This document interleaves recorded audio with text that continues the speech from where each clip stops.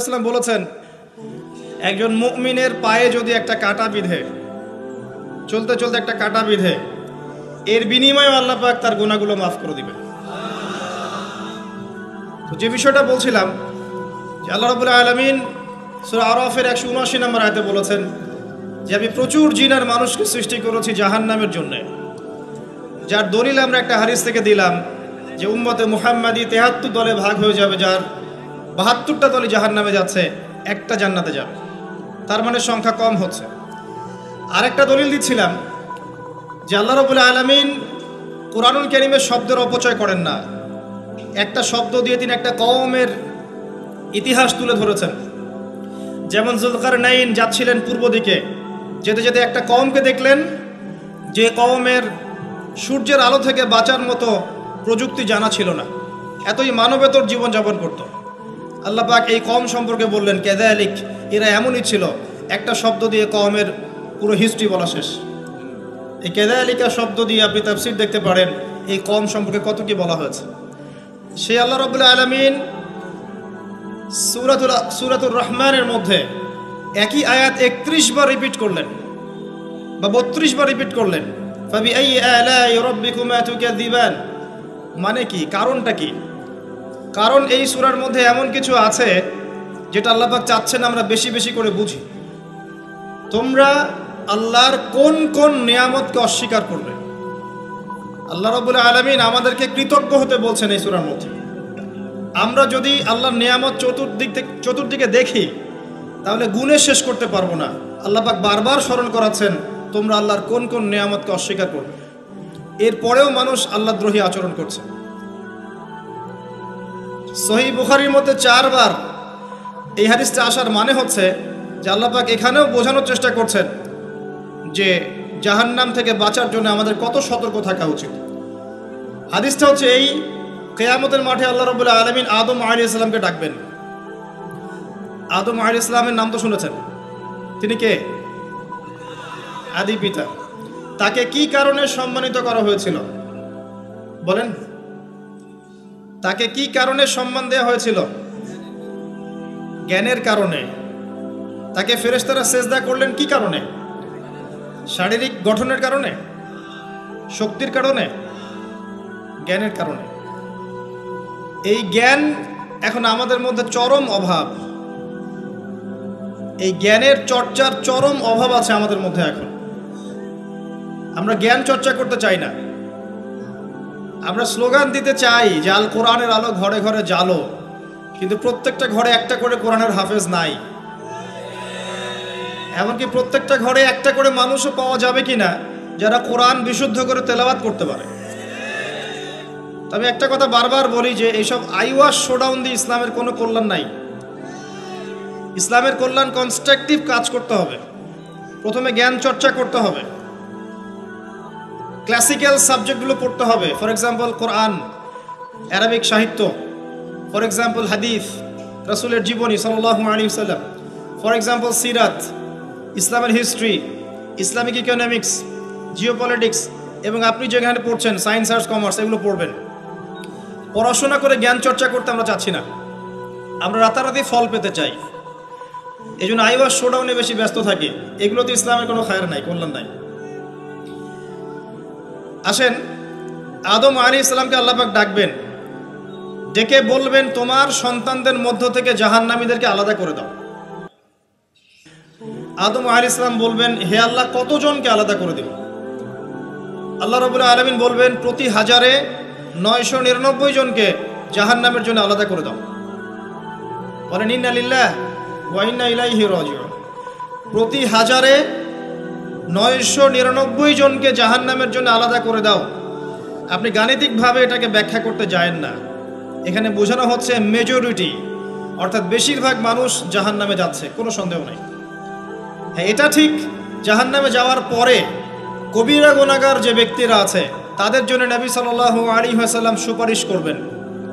এবং যার অন্তরে সরিষা দানা পরিমাণ ঈমান ছিল, মন থেকে লা ইলাহা ইল্লাল্লাহ সাক্ষ্য দিয়েছে, একদিন না একদিন সে জান্নাতে যাবে ইনশাআল্লাহ।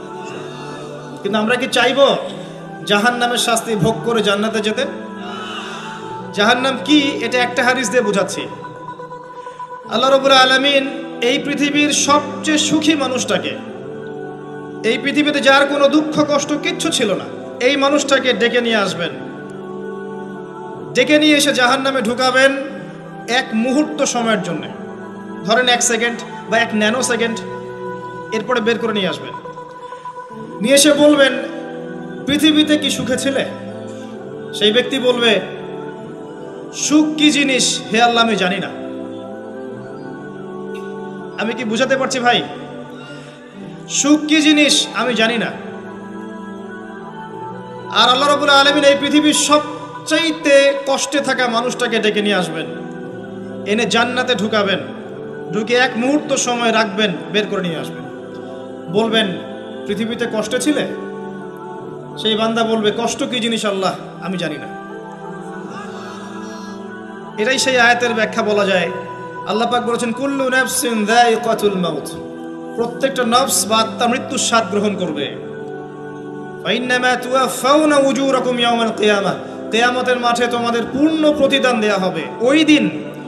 ওই দিন ফামান যুহজিহা আনিন নার ওয়া উদখিলাল জান্নাহ ফাকাদ ফাজ, সেদিন যাকে আল্লাহ পাক জাহান্নাম থেকে বাঁচাবেন, জান্নাতে প্রবেশ করাবেন, একমাত্র সে ব্যক্তি সফল, আর কেউ সফল না। এই আয়াতটা হচ্ছে দ্য ডেফিনেশন অফ সাকসেস, যার পিছনে আমরা ছুটছি। আমরা সাফল্যের পিছনে ছুটি না। সফল হতে হবে, নিজের পায়ে দাঁড়াতে হবে, টাকা পয়সা করতে হবে, বাড়ি গাড়ি করতে হবে, ব্যাংক ব্যালেন্স করতে হবে, জমি জমা করতে হবে, একটা সুন্দরী গার্লফ্রেন্ড চাই, একটা স্ত্রী চাই, তাই না? আমরা সাফল্যের পিছনে ছুটতে চাই, আর আমাদেরকে বস্তুবাদী দর্শন শেখায় এগুলোই সাফল্যের মানদণ্ড। তা আল্লাহ পাক এখানে বলছেন যাকে জাহান্নাম থেকে বাঁচানো হবে আর জান্নাতে প্রবেশ করানো হবে, এই ব্যক্তি ছাড়া কেউ সফল না। পৃথিবীতে আপনি অনেক বড় নেতা হতে পারেন, ইভেন অনেক বড় আলেমও হতে পারেন, অনেক বড় পলিটিশিয়ান হতে পারেন, অনেক বড় প্রশাসনের কর্মকর্তা হতে পারেন, অনেক বড় ইকোনমিক্স হতে পারেন, কলামিস্ট হতে পারেন, বুদ্ধিজীবী হতে পারেন, হাফেজ হতে পারেন, হুএভার ইউ আর, যদি কিয়ামতের মাঠে আপনি জান্নাতে যেতে না পারেন, আপনি সফল না। আর পৃথিবীতে যে মানুষ মুদির দোকান করছে, ভ্যান চালাচ্ছে, রিক্সা চালাচ্ছে, বারবার সেলুনে কাজ করে, কৃষক কৃষি কাজ করে, যাদেরকে মানুষ চেনেও না, ইমান আছে, 5 ওয়াক্ত নামাজ পড়ে, ছেঁড়া কাপড় পরে থাকে, এত মান মর্যাদা নাই, ভাইরাল না, মানুষ চিনে না, গভীর রাত্রে তাহাজ্জুদ পড়ে, দেখবেন এই ব্যক্তি যদি কিয়ামতের মাঠে জান্নাতে চলে যায়, এই ব্যক্তি আমার চেয়ে সফল, কোনো সন্দেহ নেই। তো আমাদের দৃষ্টিভঙ্গি আগে চেঞ্জ করতে হবে, দুনিয়ামুখী দৃষ্টিভঙ্গি ত্যাগ করতে হবে, পরকালমুখী দৃষ্টিভঙ্গি দরকার। নবী সাল্লাল্লাহু আলাইহি ওয়াসাল্লাম সাহাবায়ে কেরামের ভিতরে এই পরিবর্তন নিয়ে এসেছিলেন, তাদেরকে আল্লাহমুখী করেছেন, আল্লাহমুখী। যখন তারা আল্লাহমুখী হয়ে গেছেন, তখন দুনিয়া তাদের কাছে তুচ্ছ হয়ে গেছে। দুনিয়ার কষ্ট সহ্য করে নিয়েছেন, দুনিয়ার ভোগ বিলাস ত্যাগ করে দিয়েছেন, দুনিয়াকে সর্বোচ্চ প্রাধান্য দেননি, হাজত বা প্রয়োজন মনে করেছেন। দুনিয়ার সব কাজ করেছেন শুধু আল্লাহ সন্তুষ্টির জন্য। এবং আমি অনেক লেকচারে এটাও বলেছি যে আপনি দুনিয়ার প্রতিটা কাজ আল্লাহ সন্তুষ্টির জন্যই করেন, কারো কাছে কিছু পাওয়ার আশায় করেন না। যদি কারো কাছে প্রতিদান পাওয়ার আশায় দুনিয়ার কাজগুলো করেন, আপনি কষ্ট পাবেন। কারো কাছে আশা করেন না, আল্লাহর কাছে আশা করেন প্রতিদান, আপনি কষ্ট পাবেন না ইনশাআল্লাহ। কারণ আল্লাহ ছাড়া প্রকৃত অর্থে আমাদের আপন বলে কেউ নাই। শুধুমাত্র আল্লাহই আপনার আপন, বাকিরা আপনার প্রয়োজন। মানুষ মানুষকে ভালোবাসতে পারে না, মানুষ মানুষের অবস্থানকে ভালোবাসে। এটা আপনারা হারে হারে ফিল করবেন যত দিন যাবে দেখবেন এটা আখিরুজ জামান, এটা আখিরুজ জামান, শেষ জামানা চলছে। এখন ফিতনাগুলো এমনভাবে পড়তে থাকবে যেন একটা মালা ছিঁড়ে দিলে পুঁথিগুলো যেমন টপটপ করে পড়ে যায়, এইভাবে ফিতনাগুলো আসতে থাকবে। ওই হাদিসের দিকে আসেন। নবী সাল্লাল্লাহু আলাইহি ওয়াসাল্লাম বলছেন আদম আলাইহিস সালামকে ডেকে আনা হবে, বলা হবে তোমার সন্তানদের মধ্য থেকে জাহান্নামীদেরকে আলাদা করে দাও। আল্লাহ পাক বলবেন প্রতি 1999 জনকে আলাদা করে দাও, একজন জান্নাতে যাচ্ছে প্রতি 1000-এ। কিন্তু listen to me very carefully, কিন্তু আল্লাহ পাক সূরা নিসা একটা কথা বলেছেন, ইন্নাল্লাহা লা ইয়াগফিরু আন ইউশরাকা বিহি ওয়া ইয়াগফিরু মা দুনা যালিকা লিমান ইয়াশা। আল্লাহ রাব্বুল আলামিন তার সাথে শিরকের গুনাহ ছাড়া অন্য যে কোনো গুনাহ যাকে ইচ্ছা মাফ করতে পারেন। যে কোনো গুনাহ, যে কোনো গুনাহ আল্লাহ পাক মাফ করতে পারেন, শিরকের গুনাহ ছাড়া। আরেকটা গুনাহ আল্লাহ পাক ক্ষমা করবেন না, সেটা হচ্ছে বান্দার হক। বান্দার হক, বান্দার সাথে সম্পৃক্ত। কারো টাকা চুরি করেছেন, কারো জমি আত্মসাৎ করেছেন, কাউকে গালি দিয়েছেন, কারো প্রতি জুলুম করেছেন, কাউকে অন্যায়ভাবে মেরেছেন, ছিনতাই করেছেন, ইত্যাদি ইত্যাদি, যেটা অন্যের হকের সাথে সম্পৃক্ত। ধর্ষণ করেছেন, মানুষের সম্মানহানি করেছেন, কাউকে নিষ্পাপ কাউকে বিতর্কিত করেছেন, ইত্যাদি।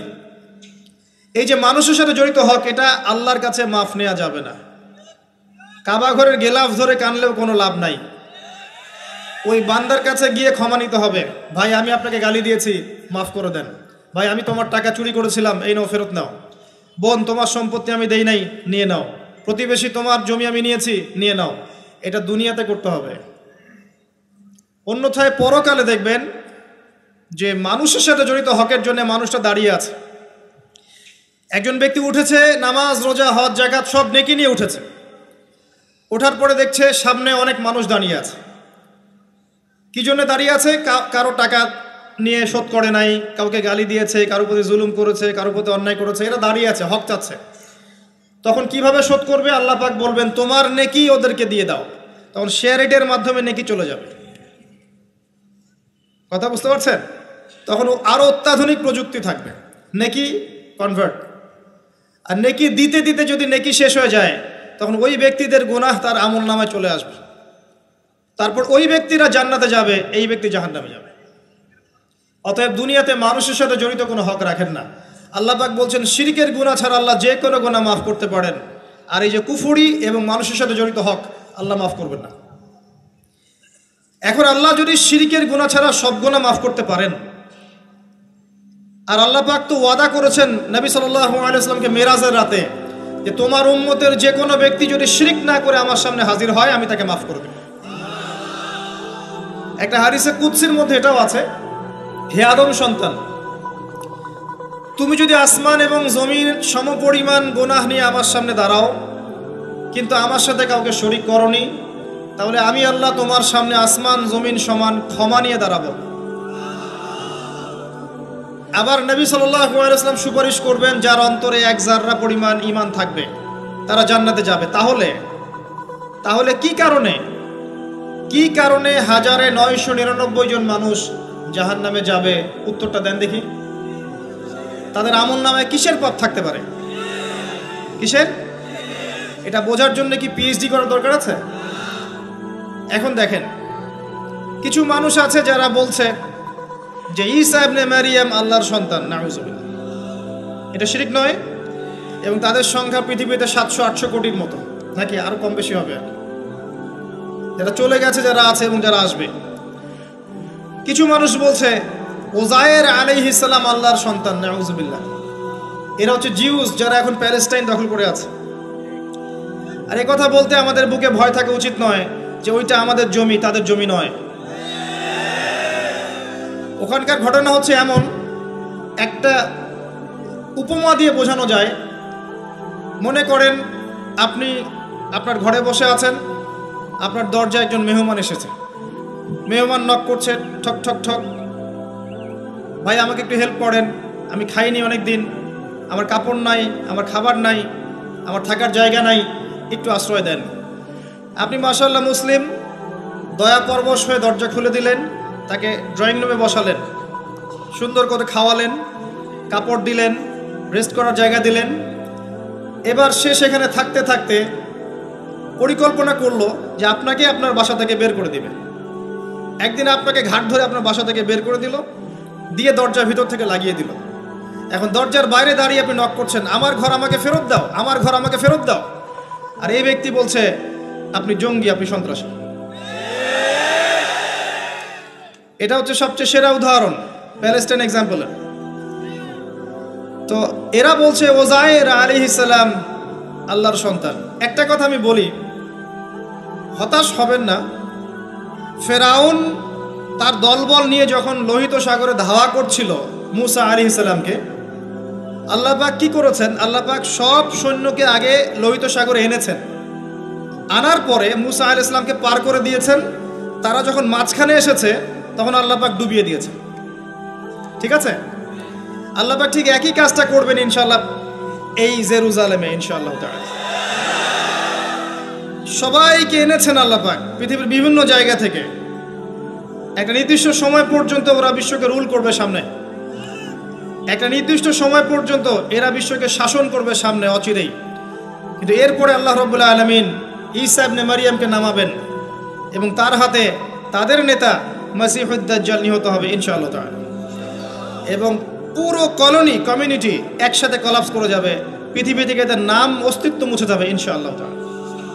আল্লাহ পাক ওই লোহিত সাগরের সুন্নাহ এখানে অ্যাপ্লাই করবেন ইনশাআল্লাহ।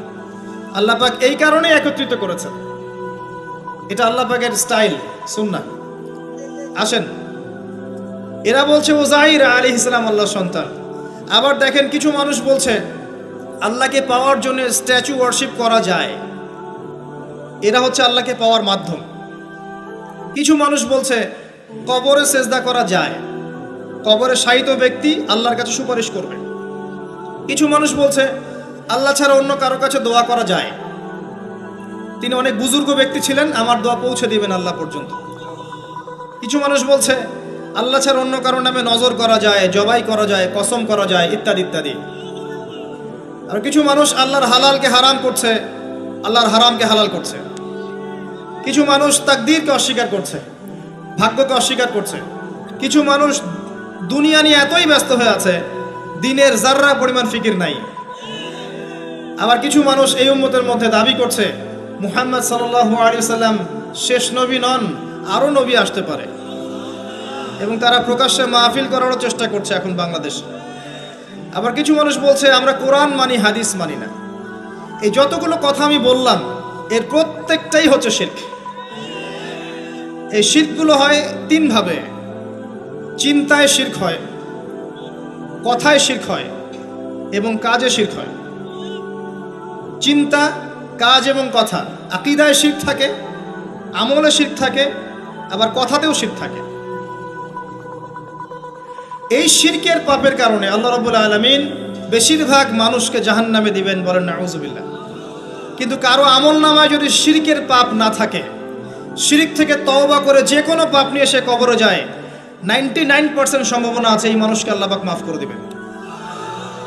তাহলে আমরা আজকে এতটুকু শিখলাম, প্রথমে সবচেয়ে বেশি কেয়ারফুল থাকতে হবে শিরকের ব্যাপারে, সবচেয়ে বেশি কেয়ারফুল থাকতে হবে শিরকের ব্যাপারে এবং বেদাআতের ব্যাপারে।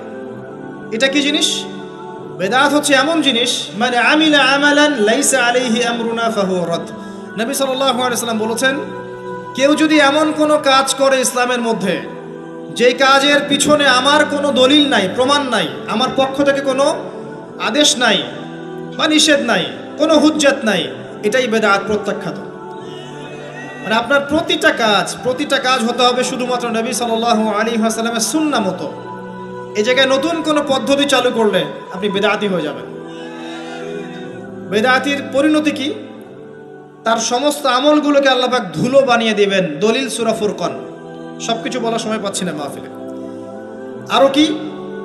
আরো আছে। বুখারী হাদিসে এসেছে নবী সাল্লাল্লাহু আলাইহি ওয়াসাল্লাম হাউজে কাউসারের সামনে দাঁড়িয়ে থাকবেন এবং এই কাউসারের পানি যে একবার পান করবে কিয়ামতের মাঠে, সে আর কখনো পিপাসার্ত হবে না। নবী সাল্লাল্লাহু আলাইহি ওয়াসাল্লাম পানি পান করাবেন উম্মতকে, হঠাৎ পর্দা পড়ে যাবে। আল্লাহ নবী বলবেন ইন্নাহুম মিন্নি, এরা তো আমার উম্মত। পর্দা পড়ে গেল কেন? তাকে জানানো হবে ইন্নাকা লা তাদরি মা আহদাসা বা'দাক, হে নবী আপনি জানেন না আপনার মৃত্যুর পর এরা আপনার শরীয়তের মধ্যে কত বেদাত চালু করেছিল। তো বেদাতীদের সম্পর্কে নবী সাল্লাল্লাহু আলাইহি ওয়াসাল্লাম বলবেন সুহকান সুহকান লিমান গায়্যারা বা'দি, দূর হও যারা আমার দ্বীনের মধ্যে সংযোজন করেছো, দূর হয়ে যাও। নবীজি অভিশাপ দিবেন, নাউযুবিল্লাহ। আরেকটা মারাত্মক বিষয় হচ্ছে বেদাত করতে থাকলে মানুষ তওবা করে না। একজন চোর তওবা করতে পারে, সে জানে এটা খারাপ কাজ। একজন জেনাকারী তওবা করতে পারে, সে জানে এটা খারাপ। একজন পতিতালয়ের মেয়ে তওবা করতে পারে, সে জানে এটা খারাপ। কিন্তু যে ব্যক্তি ইসলামের কাজ করছে ভালো মনে করে, সে মনে করছে এগুলো কল্যাণের কাজ, ভালো কাজ, সে কখনো তওবা করতে চাইবে না। এই কারণে বেদাতি শেষ পর্যন্ত তওবা করে না। অতএব শিরক আর বিদআতের এই পাপ থেকে দূরে থাকেন। এরপরে আমি সামনে যাই। আরেকটা মেজর জিনিস থেকে আমাদেরকে বেঁচে থাকতে হবে, সেটা হলো হারাম রিজিক। আজকে আমাদের রিজিকের যে সিস্টেমটা আছে এর মধ্যে বেশিরভাগ পরিবারে হারাম রিজিক ঢুকে গেছে, বলে নাউজুবিল্লাহ। কেউ সরাসরি হারাম, কেউ ঘুরিয়ে ফিরিয়ে হারাম। সবচেয়ে বড় মারাত্মক যে হারামটা ঢুকেছে তার নাম হচ্ছে রিবা বা সুদ। ম্যাক্সিমাম আমরা সুদখোর। আমার কিসের দাড়ি টুপি এগুলো দেখার প্রয়োজন নাই, আমি নিজেও সুদখোর। কিভাবে? প্রত্যক্ষভাবে না হলে পরোক্ষভাবে। মনে করেন আমি একটা ফ্ল্যাটে ভাড়া থাকি, ফ্ল্যাটের মালিক আমার ভাড়ার টাকা দিয়ে তার ব্যাংকের লোন শোধ করে, পরোক্ষভাবে আমি সুদের সাথে সম্পৃক্ত আছি। আপনি বাঁচতে পারবেন না।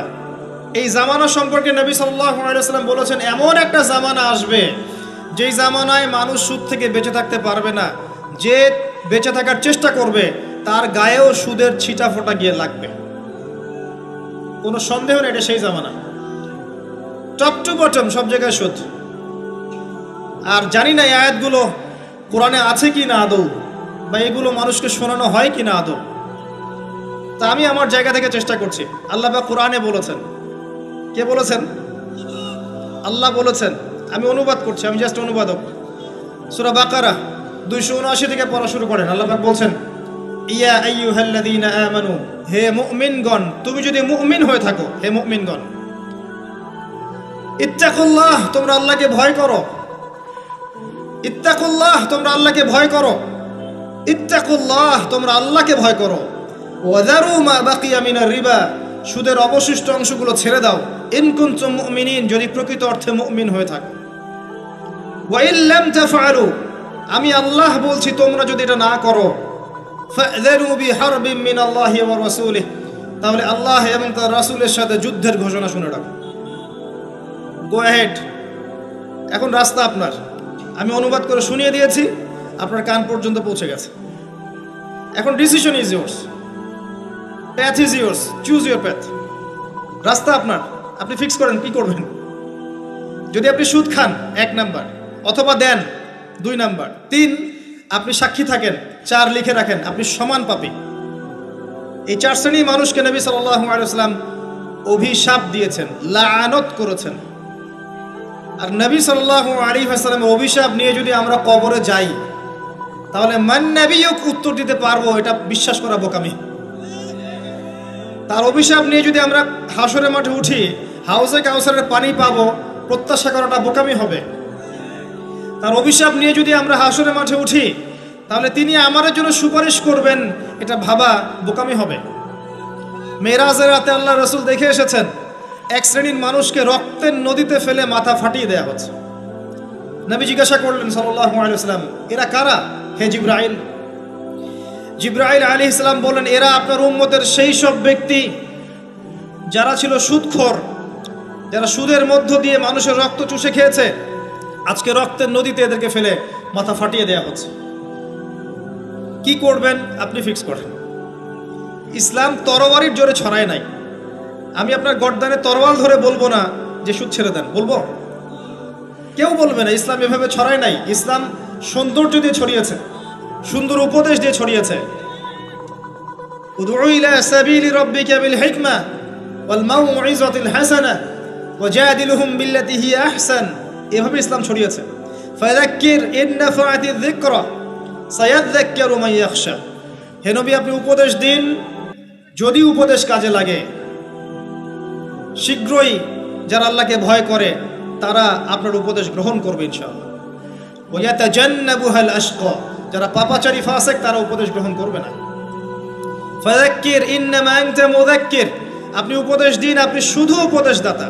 লাস্তা আলাইহিম বিমুসাইতির, আপনি কারো উপর দারোগা নন। এটা একজন দায়ীর কাজ, একজন আলেমের কাজ, এর বেশি কিছু না। আমাদের ম্যাক্সিমাম রিজিকের মধ্যে সুদ ঢুকে গেছে। হয় আমরা খাচ্ছি, না হলে দিচ্ছি, না হলে সাক্ষী থাকছি, না হলে লিখে রাখছি। আরেকটা কথা বলি, এই হাদিসটাও শুনে রাখেন। নবী করিম সাল্লাল্লাহু আলাইহি ওয়াসাল্লাম কার নবী? আপনার তো, আপনারই তো নবী। তিনি বলেছেন সুদের পাপের ৭৩টা শাখা আছে। কতটা? যার সর্বনিম্ন শাখা হচ্ছে নিজের মায়ের সাথে জেনা করা। এখানে যদি একটা বিল্ডিং থাকে, যে বিল্ডিংয়ের মধ্যে মনে করেন কথার কথা না আউযুবিল্লাহ অনেক প্রস্টিটিউট মহিলা আছে, কথা বুঝতে পারছেন?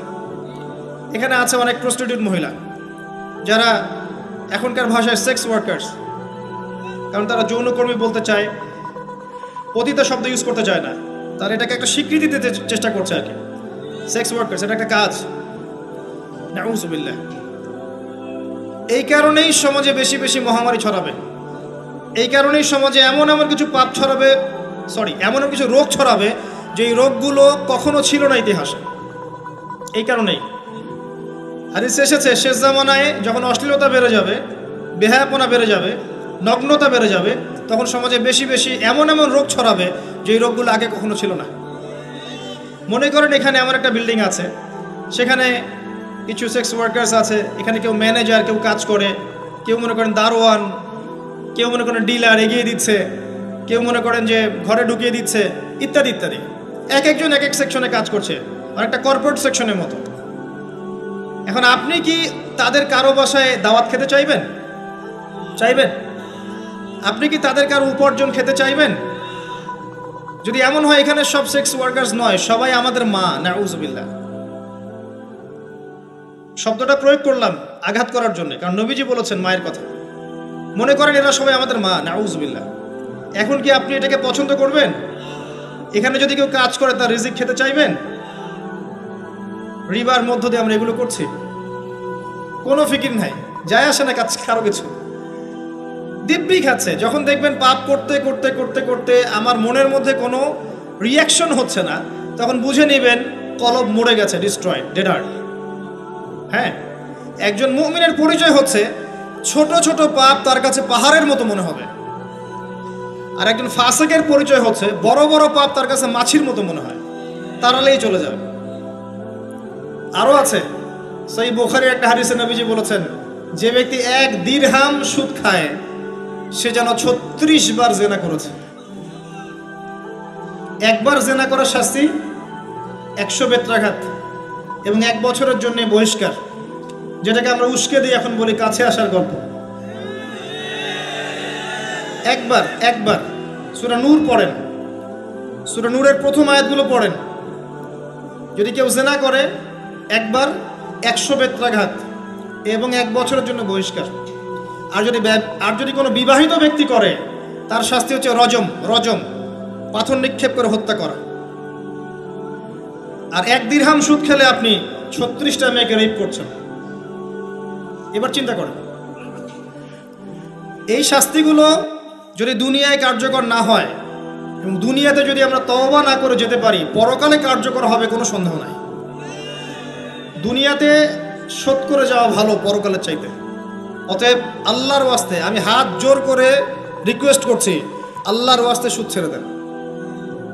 ভ্যান চালায় খান, সবজি বিক্রি করে খান, একটা ছোট কাপড়ের ব্যবসা করে খান, একটা মাছের আড়ত করে খান, গবাদি পশু প্রতিপালন করে খান, কৃষিকাজ করে খান, আল্লাহর ওয়াস্তে সুদে যায় না।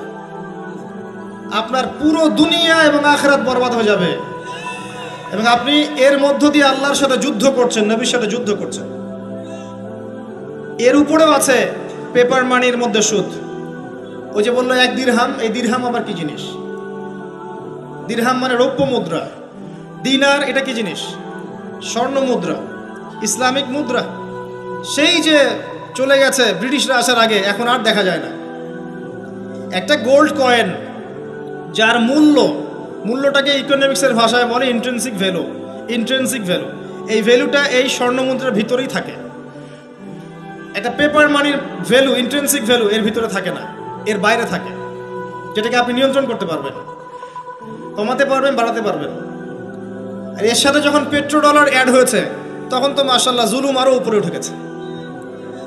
আর যারা পেট্রোডলার সিস্টেম চালু করেছে, এইসব ভোগবিলাসী আরবদেরকে আমরা বলি এরা হচ্ছে আমিরুল মুমিনিন, নাউযুবিল্লাহ, সুবহানাল্লাহ। কত অন্ধ হলে মানুষ এদেরকে আমিরুল মুমিনিন মনে করতে পারে, যারা মুসলিমদের প্রপার্টি সব আমেরিকার হাতে তুলে দিয়েছে, আর সেই প্রপার্টি দিয়ে এরা বম্বিং করে করে সারা বিশ্বের মধ্যে মুসলিম হত্যা করছে। আল্লাহ পাক সেই যে বলেছেন সূরা মাইদার মধ্যে 51 নম্বর আয়াতে, ইয়া আইয়ুহাল্লাযীনা আমানু, হে মুমিনগণ, লা তাত্তাখিযুল ইয়াহুদা ওয়ান নাসারা আউলিয়া, হে মুমিনগণ তোমরা ইহুদি এবং খ্রিস্টানদেরকে বন্ধুরূপে গ্রহণ করো না। কে বলেছেন? আল্লাহর চেয়ে কি আমি জিওপলিটিক্স ভালো বুঝি? আল্লাহর চেয়ে আমি আমার ভালো মন্দ ভালো বুঝি? কাদেরকে? বা'দুহুম আউলিয়া ও বা'দ, যারা একে অপরের বন্ধু, যারা একে অপরের বন্ধু। ওয়া মান ইয়াতাওয়াল্লাহুম মিনকুম ফাইন্নাহু মিনহুম, তোমাদের মধ্যে কেউ যদি ওদের দিকে মুখ ফিরায় সে তাদের অন্তর্ভুক্ত, এই উম্মার কেউ না তারা। সে যেই হোক, বিশ্বের এইসব নামধারী মুসলিম কান্ট্রিদের চাইতে বাংলাদেশের পররাষ্ট্রনীতি অনেক ভালো আছে, হাজার গুণে ভালো আছে। কি মনে করেন আর এসব ফাসেকা জালেমদেরকে আপনি আমিরুল মুমিনিন মনে করছেন? আল্লাহ পাক বোঝার তৌফিক দান করুন। আসেন, রিবার কথা বলতে গিয়ে কথাটা আসছি, ইন্ট্রিনসিক ভ্যালু বলে একটা বিষয় আছে। এত ডিটেলস বিষয় মাহফিলে বলা সম্ভব না। এতটুকু বলবো যে ইনশাআল্লাহু তাআলা আপনি যদি আপনার সম্পদকে সাস্টেইনেবল অ্যাসেটে রূপান্তরিত করেন, আগামী দিনগুলোতে আপনি ইনশাআল্লাহ জিতবেন, আদারওয়াইজ হেরে যাবেন। ফর এক্সাম্পল, আপনি যদি আপনার সম্পদকে জমিতে কনভার্ট করেন, গবাদি পশুর প্রজেক্ট করেন, আপনি যদি মাছের প্রজেক্ট করেন, ব্যবসা ইনভেস্ট করেন, বা কিছু গোল্ড রাখেন, কিছু সিলভার, কিছু আপনার রূপা রাখেন, ইত্যাদি ইত্যাদি, পরবর্তী সময়গুলোতে গিয়ে আপনার সম্পদের মান কমে যাবে না, ইনশাআল্লাহ বাড়বে। এটা আপনি সমস্ত সম্পদ যদি পেপার মানির মধ্যে রেখে দেন, আস্তে আস্তে আপনার সম্পদের মান কমবে। সামনে 10, 15, 20, 30 বছর পর আপনি সম্পদ হারাবেন। এর চেয়ে বেশি কিছু আমি বলতে পারবো না, বাকিটা আপনারা পড়াশোনা করে বুঝে নেবেন। যেটা বলতে চাচ্ছি, ইকোনমিক সেকশনে আমরা সবাই মোটামুটি হারামের সাথে সম্পৃক্ত। এর পাশাপাশি আছে আবার ঘুষ, আছে না? না দিলে চাকরি হয় না, সুবহানাল্লাহ। আবার অনেক আলেম ফতোয়া দিচ্ছে এখন, তুমি যদি যোগ্য হয়ে থাকো কিন্তু তোমাকে জব দিচ্ছে না, তাহলে তোমার জন্য ঘুষ দেওয়া জায়েজ। সুবহানাল্লাহ, কত ঘুরিয়ে ফিরিয়ে জায়েজ করছি আমরা, আল্লাহ ভালো জানেন। যে নিবে আর যে দিবে সমান অপরাধী দুজন। একজন ব্যক্তি মাদক দ্রব্য সেবন করে, আরেকজন ব্যক্তি মাদক উৎপাদন করে, কেউ সেল করে, কেউ ডিস্ট্রিবিউট করে, সবাই অপরাধী না? এরপরে আবার আছে দেখবেন অন্যের সম্পদ আত্মসাৎ করা, দুর্নীতি করছি, অন্যের সম্পদ আত্মসাৎ করছি। অনেক সময় দিনের লেবাজেই, ধার্মিকতার লেবাজেই মানুষের সম্পদ লুটে পুটে খাচ্ছে। কত মাজার আছে যায় দেখেন, মানুষের সম্পদ কিভাবে লুটে খাচ্ছে আল্লাহ ভালো জানে। ওখানে যত মোমবাতি জমা পড়ে, এগুলো বিক্রি করলে মনে একটা পদ্মা সেতু হবে, আল্লাহ ভালো জানে। বেশি বলে ফেলাইছে মনে হয়। যাই হোক, এমন অনেক জায়গা আছে, গরু ছাগল দিচ্ছে, মাশাআল্লাহ মানতের টাকা দিচ্ছে। এই যে কয়দিন আগে দেখলাম একটা চ্যানেলেই দেখলাম, দান বাক্স খুলেছে, কোটি কোটি টাকা বের হচ্ছে এখন থেকে। জি, আমি মনে করতে পারছি না, বাট আমি দেখেছিলাম। তো না, ঠিক আছে, মসজিদে টাকা দিতে পারে মানুষ, সমস্যা নাই। আমি বলছি এমন জায়গা যেখানে আল্লাহর সাথে শিরক হচ্ছে।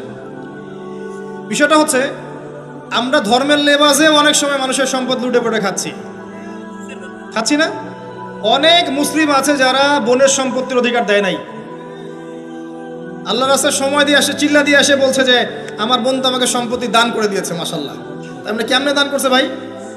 তো বলে আমি ওকে বলছি তুই যদি আমাকে দিস তো সওয়াব হবে। তো দিয়ে দিয়েছে, মাশাআল্লাহ। তো বললাম যে আপনি মরার আগে ওটা তাকে সওয়াবের আশা দিয়ে দিয়েন, এই অবস্থায় মরেন না। আমরা অনেক সময় ধর্মের লেবাজেও মানুষের সম্পদ আত্মসাৎ করি, কোনো সন্দেহ নাই। আল্লাহ পাক আমাদেরকেও হেফাজত করুন, আমিন। এক কথায় বলতে চাই প্রিয় ভাইয়েরা, পরিবারের মধ্যে হারাম রিজিককে ঢুকতে দিয়েন না। হারাম রিজিক ঢুকলে পরে আপনার ইবাদত কবুল হবে না। আপনি ছোটোখাটো কিছু করেন, হালাল রিজিক খান, অল্পতে আল্লাহ পাক সন্তুষ্ট হয়ে যাবেন ইনশাআল্লাহ তাআলা। আল্লাহ পাক তো বেশি কিছু চান না আমাদের কাছে। আল্লাহ পাক কি চান? আমরা তাকে ভালোবাসি, আমরা তার জন্য আমাদের ইবাদতগুলো ঢেলে দেই, তার সাথে শিরক না করি, তার নবীর সুন্নাহ মতো চলি, একটু হালাল খাই, একটু পর্দা করি, বাচ্চা কাচ্চাদেরকে ইসলামী আদর্শে বড় করি, পরিবারের আদর্শটা একটু ঠিক করি। এত বেশি কিছু কি আল্লাহ পাক চান আমাদের কাছে? আল্লাহ পাক কি আমাদের কলার ধরে জিজ্ঞাসা করবেন দুনিয়াতে ইসলামী খেলাফত কায়েম করে আসো নাই কেন? বলবেন? বলবেন না। এটা বলবেন না আল্লাহ পাক আমাদেরকে। কিন্তু যাকে আল্লাহ পাক ওই ক্ষমতা দিয়েছেন তাকে বলবেন তোমাকে ক্ষমতা দিয়েছিলাম, তুমি কেন করো নাই? কথা বুঝতে পারছেন? সবার জন্য সবকিছু না, আমরা সাধারণ মানুষ। সাধারণ মানুষের জন্য সাধারণ কাজগুলো যথেষ্ট। একটু পড়াশোনা করেন, আল্লাহ পাক তৌফিক দান করুক। একটু আমল করেন, একটু পর্দা করেন, একটু হালাল খান, তাওহীদে থাকেন, সুন্নতে থাকেন, নবীর মতো লাইফ কাটান, 5 ওয়াক্ত নামাজ পড়েন, সামর্থ্য হলে যাকাত দেন, রমজান মাসে রোজা রাখেন, সামর্থ্য হলে হজ করেন, ইনশাল্লাহ আপনি জান্নাতি। একটা হাদিস আমি পড়েছি ফয়জুল কালাম বইয়ের মধ্যে, মাদ্রাসায় পড়ানো হয়, ক্লাসিক্যাল একটা বই, সবাই কিনতে পারেন। ফয়জুল কালাম অত্যন্ত চমৎকার হাদিসের একটা বই।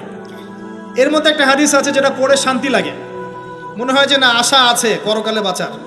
সেটা হচ্ছে নবী সাল্লাল্লাহু আলাইহি ওয়াসাল্লাম সাহাবীদেরকে বলছেন যে তোমরা সাহাবীরা এমন একটা যুগে বাস করছো যেই যুগে ইসলামের 10% কেউ যদি ছেড়ে দেয় সে ধ্বংস হয়ে যাবে।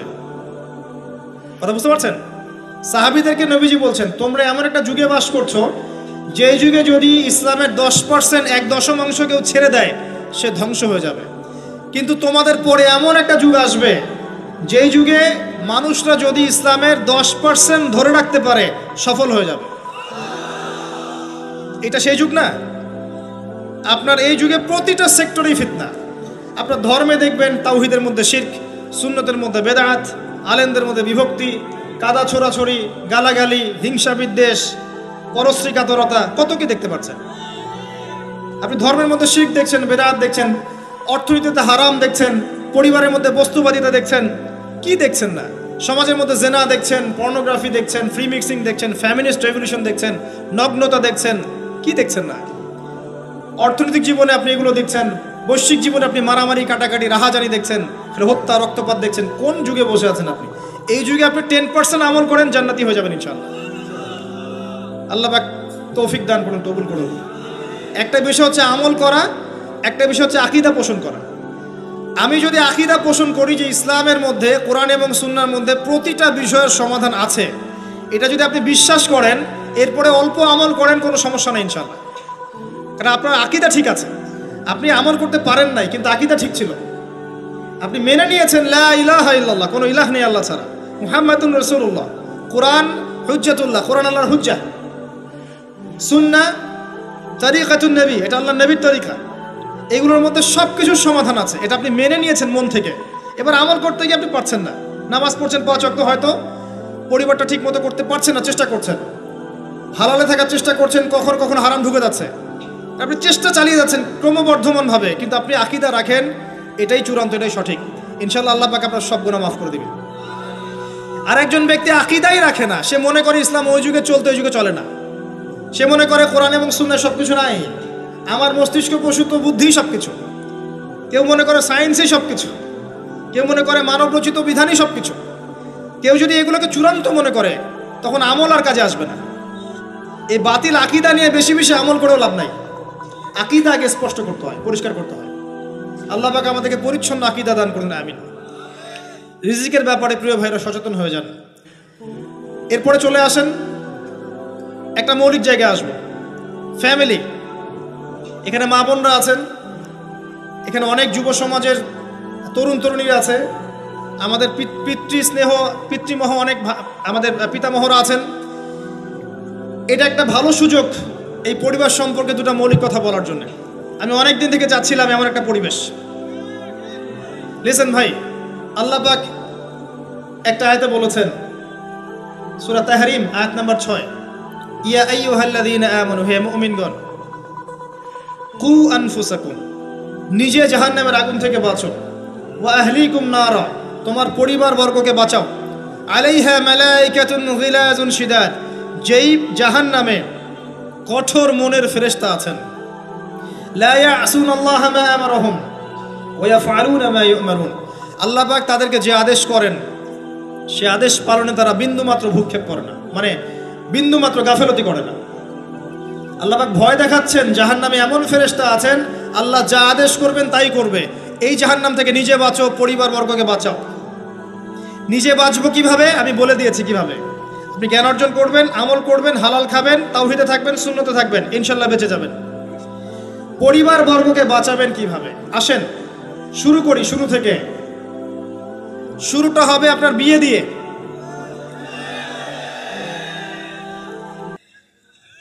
এত এক্সাইটেড হওয়ার কিছু নাই, কারণ এটা এমন একটা বিষয় যেটা করেন নাই বলে এক্সাইটমেন্ট বাড়ছে, করার পরে পস্তাতেও পারেন। এটা এমনই দিল্লি কা লাড্ডু, যে খাবে সেও পস্তাবে, যে খাবে না সে বেচারাও পস্তাবে। তবে আপনারা খেয়ে পস্তান আলহামদুলিল্লাহ। এমনভাবে শুরু করেন না পরিবারটা যে আপনি একজন তরুণী, আপনি একজন তরুণ বিয়ে করছেন, বিয়ের সময়ে দিনদারিতা বাদ দিয়ে অন্য কিছু দেখতে যায় না। যদিও বা অর্থ সম্পদ, বংশমর্যাদা, সৌন্দর্যের কথা হাদিসে এসেছে, হাদিসটা এমন নয় যে তোমরা 4টা গুণ দেখেই বিয়ে করো, এমন নয়। হাদিসটা এমন নয়, অনুবাদটা অনেকেই ভুল করে, হাদিসে বলা হয়নি কখনো 4টা গুণ দেখেই বিয়ে করো, এটা নয়। বরং বলা হয়েছে 4টা গুণ দেখে বিয়ে করা হয়। কথা কি বুঝতে পারছেন? কেউ এটা দেখে, কেউ এটা দেখে। তোমরা দিনদারিতা দেখো, না হলে তোমাদের হাত ধুলোয় ধূসরিত হবে। হাদিসটা এমন। এক্ষেত্রে কি আমরা বলবো, প্রথমত বিয়েটাকে সহজ করে দেন। বিয়েটাকে সহজ না করলে সমাজে জেনা বাড়তে থাকবে, এবং জেনা বাড়ার কারণ আছে। যখন পর্নোগ্রাফিটাতে ফ্রি অ্যাক্সেস দেওয়া হয়েছে, মানুষ রাতের বেলা পর্ন দেখতে পারে, কেউ বাধা দেওয়ার নাই। উপরের সেকশন থেকে কিন্তু এটাকে বন্ধ করে দেওয়া যেত। পৃথিবীর অনেক কান্ট্রি আছে যেখানে অনেক কিছু চলে না। চাইনিজরা ফেসবুক ইউজ করে না, করে? ওরা কি উন্নত জাতি না? ওরা তো এখন আমেরিকাকে যদি বলে ওঠো উঠবে, আমেরিকাকে বসতে বলে বসবে। ওরা এমন জায়গায় চলে গেছে। ওই ইউক্রেন ইস্যু নিয়ে আমেরিকার, ন্যাটো আর এই ব্রিটেন আর ফ্রান্স আর ইসরায়েল কিছুই করতে পারবে না ইনশাআল্লাহ, বিকজ এখানে একটা বড় অ্যালায়েন্স আছে চায়না এবং রাশিয়ার। কিছুই করতে পারবে না। বরং এর যে উদ্দেশ্যে এটা কাজ করেছিল তারা, এটা তো সফল হবে না তারা ইনশাআল্লাহ। আজকের টপিক এটা না, আমি এদিকে যাচ্ছি না। মূল বিষয়টা হচ্ছে যে সহজ করতে হবে বিয়েটাকে। উপযুক্ত বয়স হয়ে গেলেই একটা উপার্জনের সোর্স খুঁজবেন আগে। বেকার অবস্থায় বিয়ে করতে যায় না, উপার্জনের সোর্স খুঁজবেন, তারপরে আপনি আপনার পরিবারকে বলবেন আমার বয়স হয়েছে, আমাকে বিয়ে দাও। এবার আসেন, বিয়ের সময় দিনদারিতা ছাড়া অন্য কিছু দেখতে যায় না। এরপরে যদি সে সুন্দর হয় বা সুন্দরী হয় বা ভালো বংশের হয়, অথবা দেখা যায় যে ভালো টাকা পয়সা ওলা ইত্যাদি ইত্যাদি, এটা আপনার নূরুন আলা নূর, এটা বোনাস। কিন্তু এগুলো যদি নাও থাকে, শুধু দিনদারিতা থাকে, আপনি রাজি হয়ে যান। পরিবারের কর্তাদেরকেও বলবো যে মেয়ে বিয়ে দেওয়ার সময় ছেলের টাকা পয়সা দেখতে যায় না, ছেলের স্ট্যাটাস দেখতে যায় না বেশি বেশি। পরে দেখবেন এই মেয়ে ওর ঘরে গিয়ে পস্তাচ্ছে। আর ছেলের পিতাদেরকেও বলবো, ছেলেকে যখন বিয়ে দিবেন, একটা মেয়েকে কিনে নিব আর সাথে কিছু যৌতুকের টাকাও নিব, এই টেন্ডেন্সি নিয়ে বিয়ে করতে যায় না। ওই বিয়েতে বারাকা বেশি, যেখানে খরচ কম, যেখানে বেশি হট্টগোল নাই। চট্টগ্রাম অঞ্চলের বিয়ের মতো না। একটা বিয়েতে মনে হয় 40-50 লাখ টাকা খরচ করে ফেলায়, গেটেই সাজাবে বলে 4-5 লাখ টাকা খরচ করে। সুবহানাল্লাহ। এই 5 লাখ টাকা দিয়ে আর মনে হয় 10টা-20টা পরিবারকে বিয়ে দেওয়া যাবে। হ্যাঁ, লোহার আংটি দিয়ে বিয়ে করেছে সাহাবী। লোহার আংটিও নাই তোমার বাসায়? বলছে না ইয়া রাসূলুল্লাহ, লোহার আংটিও তো নাই আমার বাসায়। তাহলে কি করবা? কোরআনের কয়টা সূরা জানো? যে এই সূরাগুলো জানি, এগুলো শিখিয়ে দিও, যাও, মোহর হয়ে গেছে। কত সহজ বিয়ে, কত সহজ। আর এখন যেটা হয়, মেয়ে খুঁজবে দিনদার বিল গেটস, আর ছেলে খুঁজবে দিনদার ক্যাটরিনা। কথা বুঝতে পারছেন? প্রিয় ভাইয়েরা, দিনদারিতাকে প্রাধান্য দেন, আর কিচ্ছু না। আপনি সফল হবেন ইনশাআল্লাহ, শান্তি পাবেন। এবং বিয়ের পরে আল্লাহর পক্ষ থেকে একটা ভালোবাসা আসবে। যদি আপনি দেখেন যে আপনার স্ত্রী খাদিজা রাদিয়াল্লাহু আনহার মতো, আয়েশা রাদিয়াল্লাহু আনহার মতো, হাজেরা আলাইহিস সালামের মতো সবর করেনেওয়ালা, যে আপনাকে দিনের পথে এগোতে সাহায্য করে, তাহলে আর অন্যদিকে চোখ দেওয়ার দরকার নাই, রাজি হয়ে যান। এরপর আপনার পরিবার শুরু। এখানে উভয়ের মাঝে হৃদ্যতা, ভালোবাসা থাকতে হবে। তবে আরেকটা কথা বলে রাখি, সবাই মনোযোগ দিয়ে কথাটা শোনেন। একটা পরিবারের ভিত্তি শুধু ভালোবাসা দিয়ে টিকে থাকে না। একটা পরিবারের ভিত্তি টিকে থাকে আপোষের বিশ্বাসের উপরে। একে অপরকে বিশ্বাস করতে শিখতে হবে, একে অপরকে শ্রদ্ধা করতে হবে, একে অপরের সম্মান দিতে জানতে হবে। আপনাকে আপনার স্ত্রীকে আপন মনে করতে হবে, আপনাকে আপনার স্বামীকে আপন মনে করতে হবে। বাইরের মানুষ আপন নয়, এরা আপন আপনার। একজন লেবাস, পোশাক। এরপরে আপনি মোহর শোধ করেন, আপনি সন্তান সন্ততি নেন, সন্তান সন্ততিদেরকে আল্লাহর এবং তার রাসূলের আদর্শে বড় করে তোলেন।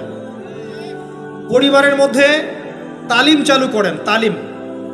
পরিবারের মধ্যে তাওহীদ রাখেন, সুন্নত রাখেন, একসাথে খেতে বসেন। স্ত্রীকে হাদিয়া দেন, স্ত্রীকে গিফট দেন, তাকে মাঝে মাঝে ঘুরতে নিয়ে যান, তাকে নিয়ে রিফ্রেশমেন্টে যান, তাকে সময় দেন, তাকে টাইম দেন, তাকে সময় দেন। নবী সাল্লাল্লাহু আলাইহি ওয়াসাল্লাম আয়েশা রাদিয়াল্লাহু আনহার কোলে মাথা রেখে কোরআন তেলাওয়াত করতেন। তার সাথে চাঁদনি রাতে দৌড়েছেন এবং চাঁদ দেখেছেন, সফর করেছেন, রাতের বেলা হেঁটেছেন, সময় দিয়েছেন, খালি পায়ে হেঁটেছেন। সময় দেন। এখন এমন একটা অবস্থা যে পুরুষদেরকে মনে করা হয় যে তারা হচ্ছে মানি মেকিং মেশিন, তারা খালি টাকা পয়সা মেক করবে, আর স্ত্রীরা হচ্ছে ওই চুলা ঠেলবে সারাদিন।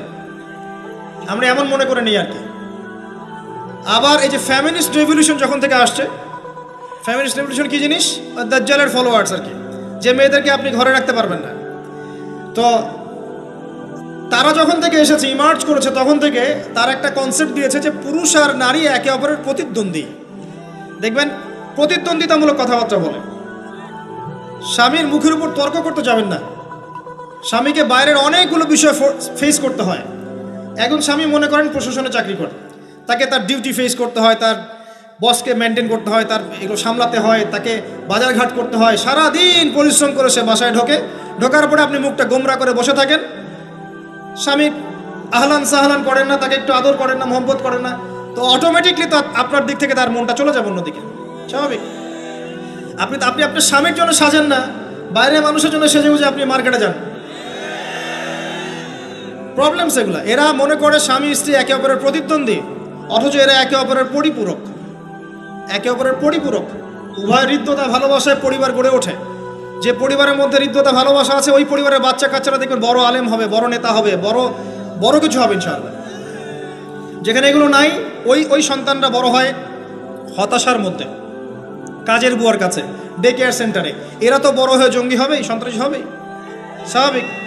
ভালো প্যারেন্টিং দিতে পারে নাই।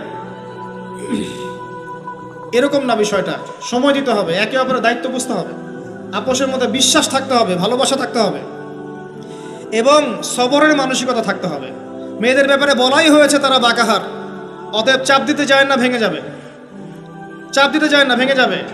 ওই অবস্থায় ছেড়ে দিলে ওই অবস্থায় থেকে যাবে। একটা কথা আমি বলি, আমি শিখেছি আমার লাইফ থেকে,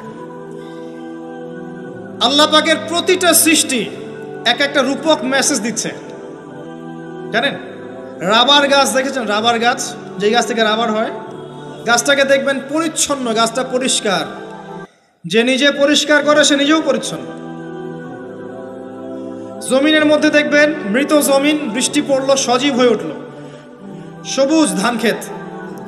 এই সবুজ ধান ক্ষেতটা আপনার যৌবন, আস্তে আস্তে ফসল হবে। এই ফসল হওয়ার টাইমটা হচ্ছে আপনার পৌরত্ব। এরপরে ফসলটা কেটে ফেলা হবে। এই ফসলটা আপনার ভালো কাজ, আমল সালেহ, এটাকে রেখে দেওয়া হবে। বাকিটাকে হলুদ বর্ণের যে খড়কুটা, এটাকে জ্বালিয়ে দেওয়া হবে। এই যে ধান গজালো, একটা সিজন গেল, এর মধ্যে আপনার দুনিয়ার জীবনের হায়াতের রূপকতা আছে। জি, পাহাড়কে দেখেন, পাহাড় বিশালতা নিয়ে দাঁড়িয়ে থাকে। ওর গায়ে যতই ঢিল মারেন, লাথি মারেন, সমালোচনা করেন, সে নড়বে না তার জায়গা থেকে। থাকবে, সে ওর জায়গায় স্টিল থাকবে, কিন্তু সে শান্ত থাকে, সে চিল্লাফাল্লা করে না। তাই যারা সাহসী, বীর, তারা বেশি কথা বলে না, শান্ত থাকে। যারা পাহাড়ের মতো দৃঢ়, ওরা বেশি কথা বলে না। সাগরকে দেখেন, বিশাল সাগর। কক্সবাজারে যান, সাগরকে, বিশাল সাগর গর্জন করছে, ভিতরে অনেক সম্পদ, অনেক মাখলুক আছে। আপনি সামনে গিয়ে দাঁড়ান, বিনয়ের সাথে আপনার পা ধুয়ে দিবে, কোনো অহংকার করবে না। প্রতিটা সৃষ্টি আল্লাহ পাকের এক একটা মেসেজ দেয়। ঠিক মেয়ে মানুষও একটা মেসেজ দেয়। কি মেসেজ? আল্লাহ পাক মানুষকে সবচেয়ে সুন্দর করে সৃষ্টি করেছেন, আর মানুষের মধ্যে মেয়েদেরকে সবচেয়ে বেশি সুন্দর করে সৃষ্টি করেছেন। আল্লাহ পাকের সবচেয়ে সুন্দর সৃষ্টি হচ্ছে মেয়েরা, এবং তারা খুব নরম হয়, নরম, প্রজাপতি ধরার মতো। প্রজাপতিকে ধাপ করে ধরতে পারবেন না আপনি। শক্ত করে ধরতে গেলে প্রজাপতি নষ্ট হয়ে যাবে, মরে যাবে। প্রজাপতিকে কোমলভাবে ধরতে হবে। ঠিক মেয়েদের সামনেও আপনার কোমল থাকতে হবে। বেশি হার্ড হতে যাবেন, শেষ। আমি আপনার গার্লফ্রেন্ডের সামনে কোমল হতে বলি নাই, আপনার ওয়াইফের সামনে হতে বলেছি। কোমল থাকলে আপনি জিতে যাবেন। দেখবেন দুনিয়ার চিল্লা ফাল্লা করছে আপনার বাসায়, আপনি চুপচাপ আছেন পাহাড়ের মতো, কোমল আছেন। 5 মিনিট পর দেখবেন নিজেই ঠান্ডা হয়ে এসে বলছে আচ্ছা সরি, ভুল হয়ে গেছে। আর যদি আপনি চিল্লা ফাল্লার কাউন্টার দিতে যান, তাহলে দেখবেন সুটকেস গোছানো শেষ, বাবার বাড়ি চলে গেছে। ডিল করা খুব ডিফিকাল্ট। এখানে আপনাকে খুবই সবরের পরিচয় দিতে হবে। আল্লাহ পাক বোঝার তৌফিক দান করুন। আর আমরা মা বোনদেরকে রিকোয়েস্ট করব, 4টা মূলনীতি মেনে কাপড় চোপড় পরবেন। আপনার কাপড়টা এমন হবে না যেই কাপড়টা পরলেও অঙ্গ প্রত্যঙ্গ দেখা যায়, বোঝা যায়, এমন হবে না। কাপড়টা এমন হবে না এত টাইট ফিটিং যে আপনার অঙ্গের উঁচু নিচু অবয়ব বোঝা যায়, এমন হবে না। কাপড়টা এমন হবে না যেটা অমুসলিমদের পোশাক, আর কাপড়টা এমন হবে না যেটা পুরুষদের পোশাক। এই মূলনীতিগুলো মেনটেন করে কাপড় পরবেন ইনশাআল্লাহ। এছাড়াও মেয়েদের কথায় পর্দা আছে, চলনে পর্দা আছে, ওঠা বসায় পর্দা আছে। নামাজ পড়ার সময় তাদেরকে কিছুটা শালীনভাবে নামাজ পড়তে হয়। তাদের চোখের দৃষ্টির মধ্যে পর্দা আছে। এগুলো কে শিখাবে এখনকার মেয়েদেরকে? সবসময় বিজি দেখবেন নতুন কোন সিরিয়াল আসছে, নতুন কোন ফ্যাশন আসছে, নতুন কোন পার্লারে কি আসছে, কোন কাটিং আসছে, কোন নায়িকা আসলো। ওই যে বাংলাদেশে কোন এক নায়িকা আসছে, তাই নিয়ে মিডিয়াতে এমন তোলপাড়, মনে কি না কি একটা অবস্থা। আল্লাহর কাছে তোমার কি মূল্য আছে হে? আল্লাহর কাছে তোমাদের কি মূল্য আছে? তোমরা কি 5 ওয়াক্ত নামাজ পড়ো? তোমরা কি পর্দা করো? তোমাদের মধ্যে হায়াবোধ কিছু আছে? তোমরা মানুষকে ভালো কিছু শেখাও, সমাজকে ভালো কিছু দাও, শালীন কিছু দাও। আল্লাহর কাছে তোমাদের কি মূল্য আছে? নবী সাল্লাল্লাহু আলাইহি ওয়াসাল্লাম তো জাহান্নাম দেখে সেই কথাটাই বলেছেন, আমি জাহান্নাম দেখে আসলাম, সেখানে বেশিরভাগ অধিবাসী হচ্ছে মেয়ে, নারী। কি কারণ? তারা এমন কাপড় চোপড় পরে বাইরে ঘুরতো যেই কাপড় পরেও তারা নগ্ন থাকতো। আমি কি ব্যাখ্যা করতে হবে? আপনি দেখতে পারেন না? এবং তারা স্বামীর সাথে কুফরি করত। সারা জীবন স্বামী যদি তাদের ভরণ পোষণ দেয়, ভালোবাসে, মহব্বত করে, তাদের জন্য জীবনটা ক্ষয় করে ফেলে, এক পর্যায়ে গিয়ে বলবে সারাটা জীবন তোমার কাছে কিছুই পাইলাম না। বাস্তব। এগুলোর কারণে মেয়েরা বেশি বেশি জাহান্নামে যাবে। এবং তারা মানুষ মারা গেলে মাতম করে, বুক পিঠ চাপড়ায়, এই কারণে যাবে। এবং তর্ক লাগলে অভিশাপ দেয় বেশি, এই কারণে যাবে। আল্লাহ পাক আমাদের মা বোনদেরকে হেফাজত করুন। তবে একটা হাদিস আছে সুসংবাদের।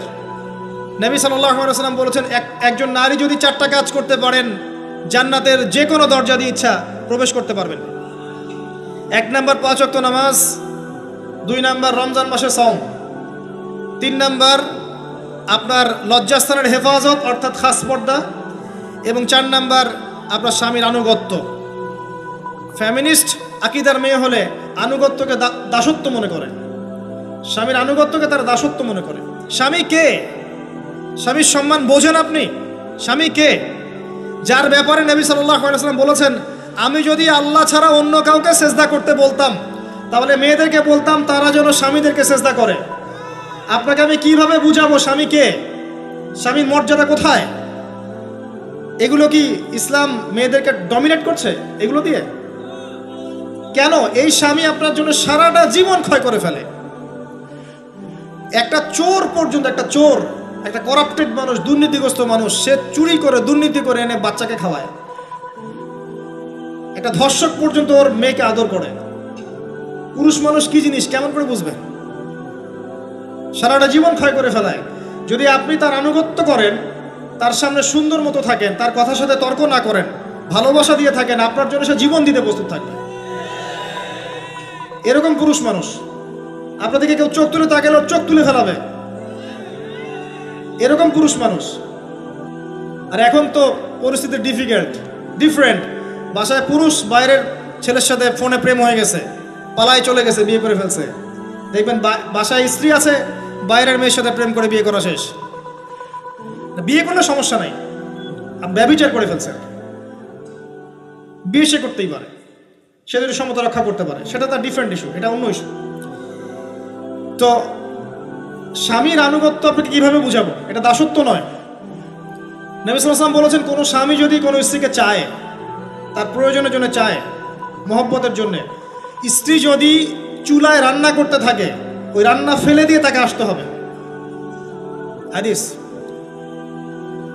রাতের বেলা স্বামী স্ত্রী শুয়েছে, স্বামীর চাহিদা আছে, স্ত্রীর কোনো সমস্যা নাই, স্ত্রী ফিট, ইচ্ছা করেই অহেতুক স্বামীকে বলল আমি রাজি না, উল্টা পাশে মুখ করে ঘুমিয়ে গেল।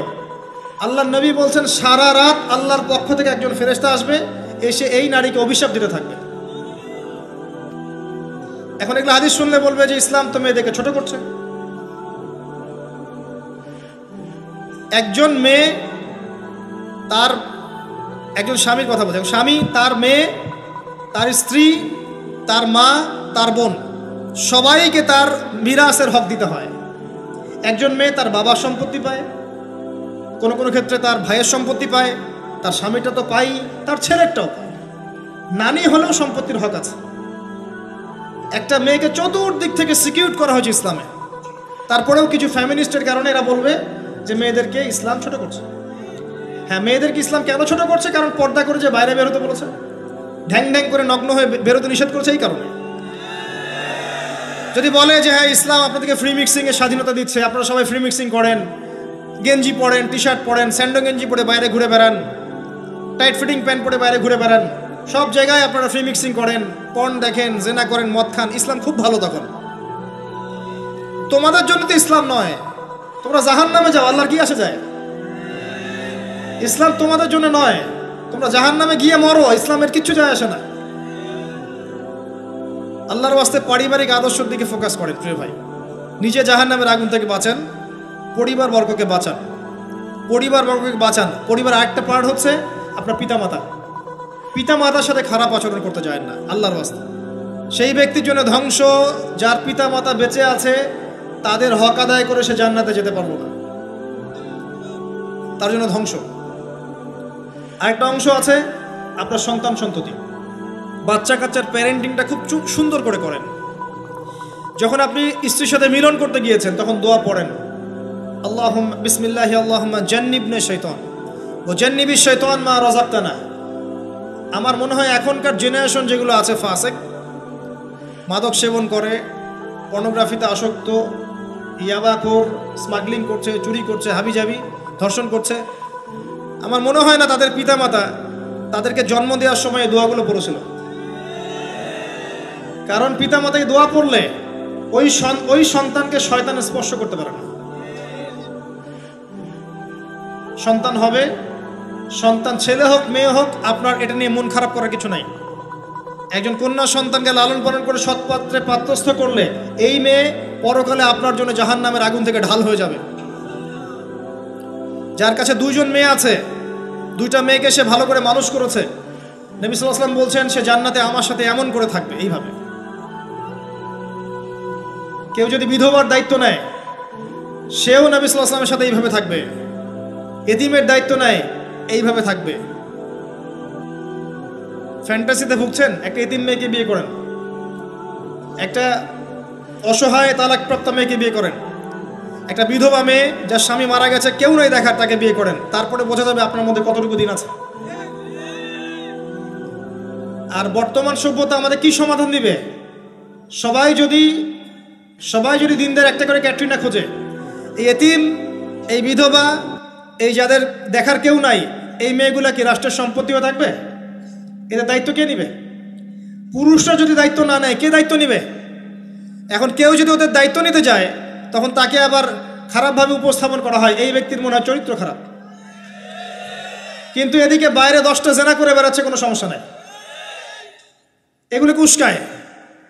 এইসব জাহেলদের জন্য ইসলাম নয়।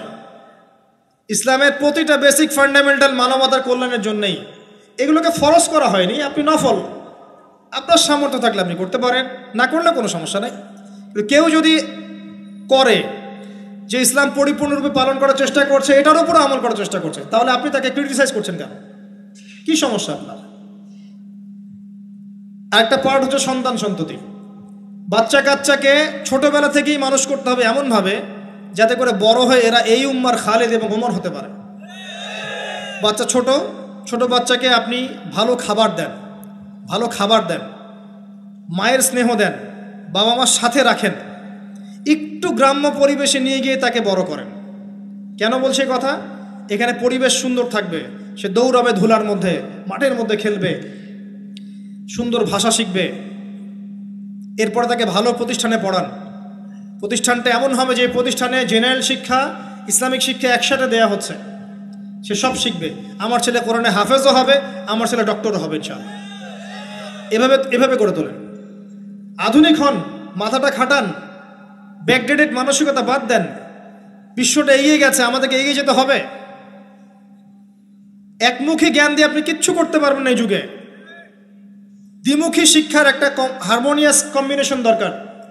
আমাকে কোরআন জানতে হবে, সায়েন্সও জানতে হবে, নাহলে আমি সায়েন্স দিয়ে কোরআনকে ব্যাখ্যা করতে পারবো না, কোরআন দিয়েও সায়েন্সকে ব্যাখ্যা করতে পারবো না। জানতে হবে, আমাদেরকে শিখতে হবে, পড়তে হবে, প্রচুর পড়তে হবে। বাচ্চাদেরকে ছোট থেকে বড় করেন এভাবে। আস্তে আস্তে গিয়ে দেখবেন তারা যখন কিশোর, তাদের বন্ধু বান্ধবের সার্কেল থেকে খেয়াল রাখেন। আপনি বাবা হিসেবে তার বন্ধুর মতো আচরণ করেন, মা হিসেবে তার সাথে বান্ধবীর মতো আচরণ করেন, তার সাথে ক্লোজ হন, তার সমস্যাগুলো জানার চেষ্টা করেন। তাকে ফ্রি মিক্সিংয়ের মধ্যে পড়াশোনা করতে দিবেন না, না হলে স্কুল লাইফে সতীত্ব হারিয়ে ফেলবে। অনেক সময় অনেক মেয়ে আছে স্কুল লাইফে সতীত্ব হারিয়ে ফেলেছে, কলেজ লাইফে যেতে যেতে প্রস্টিটিউশনে চলে গেছে। অনেক মেয়ে আছে, এগুলো টপ সিক্রেট না, এগুলো সব ওপেন সিক্রেট। এখন ঘরে ঘরেই সমস্যা, মানুষ লজ্জায় বলতে পারে না। যে কটা মিডিয়া আসে এগুলো তো আমরা জানি, ঘরে ঘরেই সমস্যা ঢুকে গেছে, মানুষ লজ্জায় বলতে পারে না। ছোট ছোট বাচ্চা মেয়েদেরকে পর্যন্ত রেপ করা হচ্ছে এখন। এটা সেই ফ্যামিলিস্ট রেভলিউশনের কারণেই হচ্ছে। যত বেশি জেনাকে উস্কে দেওয়া হবে তত বেশি ধর্ষণ বাড়বে। ধর্ষণ বাড়তে বাড়তে এক পর্যায়ে বাচ্চাদেরকে ধর্ষণ করা বাড়বে। এরপরে কি হবে জানেন? এরপরে মানুষ সমকামী হবে বেশি বেশি, ছেলে ছেলের সাথে, নাউজুবিল্লাহ। তারপরেও কি হবে বলে যাচ্ছি, এরপরে আরো একটা ধাপ আসবে, যখন মানুষ গবাদি পশুর সাথে জেনা করবে। দেখে নিয়েন, এগুলো হাদিসে এসেছে, এমনি এমনি বলছি না, মানুষ এগুলো করবে। বাচ্চা কাচ্চাকে বড় করেন, ভালো খাবার দেন, ওকে খেলাধুলা করতে দেন। ও যত বেশি খেলাধুলা করবে ও শরীরটা ক্লান্ত হবে, তখন খাবে ভালো, বেশি খাবে, ব্রেন শার্প হবে, ওকে ওর নেতৃত্ব দেওয়ার যোগ্যতা অর্জন হবে। ওকে খেলাধুলা করতে দেন, ওকে ব্যায়াম করতে বলেন, ওকে সাঁতার শেখান, ওকে তাইকুন্ডু শেখান, ওকে ফিজিক্যাল এক্সারসাইজ শেখান। ওই ডিভাইসে অ্যাডিক্টেড করবেন না, উল্টাপাল্টা কার্টুন দেখান না, উল্টাপাল্টা অ্যানিমেশন দেখান না, এমন গেমসের মধ্যে আসক্ত করে দিয়েন না, বাসায় ডিভাইস দিয়ে দিয়েন না, সারাদিন এগুলো খেলছে, এগুলো দিয়েন না। ওকে কায়িক পরিশ্রম করান, একটু বড় হয়ে গেলে বাজারে পাঠান, বাস্তবতা শিখুক, সংসার করতে শিখুক, ডিল করতে শিখুক, সামাজিকতা শিখুক, ওকে সামাজিক বানান। গাছ লাগানোর কাজে ওকে ইনভলভ করে দেন, রক্তদান কর্মসূচিতে ওকে ইনভলভ করে দেন, ওকে সমাজ কল্যাণমূলক কাজ করতে শুরু করে দেন, দেখবেন ও সামাজিক হবে ইনশাল্লাহ। কম্বল বিতরণ করতে বলেন, ত্রাণ দিতে বলেন, ওকে ওকে উৎসাহ দেন, নামাজে উৎসাহ দেন, রোজা রাখতে বলেন। মেয়ে ছোট থেকে মেয়েকে পর্দা করতে বলেন, বলেন যে ও দেখবে যে আমার মা যখন বাইরে যায় তখন এই পোশাকে বাইরে যায়। আলহামদুলিল্লাহ, আমি দোয়া করি আল্লাহ পাক আমার মেয়েকে যেন খাদিজা রাদিয়াল্লাহু আনহার মতো কবুল করে। আমাকে বলেছে যে বাবা আমি 5টা বোরখা নিব। ওর বয়স 3 বছর। ওকে ওর মা বলেছে যে বাইরে যেতে হবে বাবার সাথে একটা প্রোগ্রামে, ও বলছে আমি বোরখা পরবো, না হলে যাব না। আমি অবাক হয়ে গেলাম যে আমি কিন্তু ওকে বলিনি বোরখা পরো, মানে আপনাকে পরিবেশ বলে দিবে। একটা পরিবেশ, একটা সুস্থ পরিবেশে আপনি যদি আপনার বাচ্চাকে বড় করেন, আপনার বাচ্চা দেখবেন সুস্থ হয়ে বিকশিত হবে ইনশাআল্লাহ। একটা অসুস্থ পরিবেশ দেন যেখানে ঝগড়াঝাঁটি, মারামারি, রাহাজানি, কাটাকাটি, সুদ, দুষ, জেনা, ব্যভিচার আছে, এই যে আপনার অপসংস্কৃতি আছে, আপনার বাচ্চাটা আস্তে আস্তে নষ্ট হয়ে বেরোবে। পরিবেশ দিতে হবে। অসুস্থ পরিবেশের মানুষ কখনো সুস্থ জাতি উপহার দিতে পারবে না।